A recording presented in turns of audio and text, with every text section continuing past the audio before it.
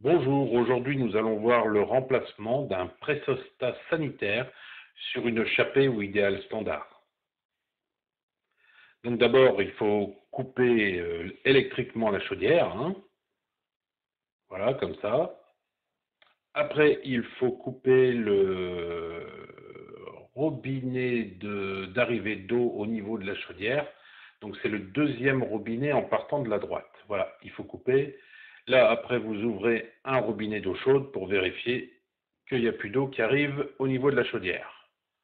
Vous pouvez le laisser ouvert, il n'y a pas de souci particulier. Donc la valve à eau, c'est cette pièce-là, là en laiton. Vous avez le contact qui est ici et on voit bien qu'il y a une fuite. Si vous regardez bien en dessous, il y a une fuite. Donc déjà, enlevons le petit contact sanitaire. En fait, c'est un interrupteur. Dès que vous prenez de l'eau chaude, il y a un petit téton qui vient appuyer dessus et qui indique à la chaudière que vous êtes en train de prendre de l'eau chaude, donc il faut démarrer. Donc c'est facile, c'est juste une vis à retirer. Voilà, c'est vite fait. Après, vous devez enlever ces deux petits tuyaux qui arrivent sur le pressostat sanitaire. Donc il vous faut une clé de 10. Donc la petite astuce que j'ai pas fait tout de suite, ça faisait longtemps que j'avais pu enlever une valve à eau sur ce modèle-là. En fait, il faut que vous enleviez d'abord le premier tube, pas celui que j'essaye en ce moment d'enlever, hein. Je l'ai simplement déconnecté. Il faut vraiment enlever celui qui est au premier rang, au premier plan, quoi, hein. Celui-là, exactement, le premier. Une fois que vous l'avez enlevé, c'est nettement plus facile d'enlever le deuxième, hein. En fait, là, je m'escrime à enlever le deuxième, enfin tout du moins à commencer à le démonter. Et après, vous allez voir que je démonte le premier parce que je me souvenais plus qu'il fallait d'abord démonter celui-là pour pouvoir avoir plus d'accès sur le deuxième qui se trouve derrière. Voilà. Après, une fois que c'est dévissé, vous tirez légèrement dessus et après, vous pouvez dévisser le deuxième qui est derrière. Là, déjà, j'ai déjà plus accès avec la clé.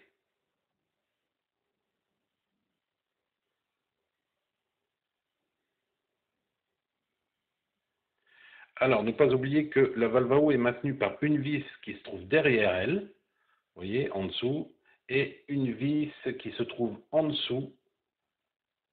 Voilà, vous avez une deuxième vis qui est là. Il vous faut absolument les dévisser pour pouvoir la retirer. Pour l'instant, elle est encore maintenue. Donc, vous voyez, vous prenez un tournevis, que ce soit petit ou grand, vous le prenez et vous les dévissez. Vous n'êtes pas obligé de dévisser jusqu'au bout. Vaut mieux même pas, parce que pour aller remettre la vis, ça va être pénible. En fait, il faut dévisser, je vais dire, sur 2-3 mm. Et vous testez en même temps, voir si la valve à eau arrive. Voilà, hop, elle arrive toute seule. Donc celle-là, bah, elle est HS. Et en fait, vous voyez là où je mets mon doigt, si vous pouvez le graisser, mettre pas mal de graisse dessus, ça serait pas mal. Donc là, j'ouvre encore un tout petit peu les vis afin d'être sûr que l'autre valve à eau puisse rentrer correctement dedans, hein. Voilà, donc là, vous avez la référence de la nouvelle pièce.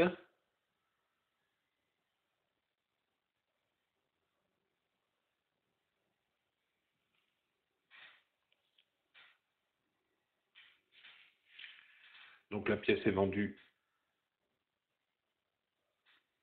avec une notice qui ne sert pas à grand-chose et vous avez que la pièce, hein. Il n'y a pas de joint, il n'y a rien du tout. De toute façon, il n'y a pas de joint au niveau de la pièce à mettre. Après, vous l'enfoncez dedans. Bon, moi, j'ai qu'une main, donc je vais vous l'enfoncer dedans. Et après, une fois qu'elle est bien rentrée, vous pouvez resserrer les deux vis, celle du bas et celle du haut, là, comme je suis en train de faire. Voilà, celle du haut, c'est bien. Et après, vous vérifiez qu'elle est bien enclenchée dedans et qu'elle tienne bien. Vous pouvez remettre d'abord celui du fond, pas se faire avoir comme tout à l'heure, hein, pas remettre les deux en même temps, remettre vraiment celle du fond.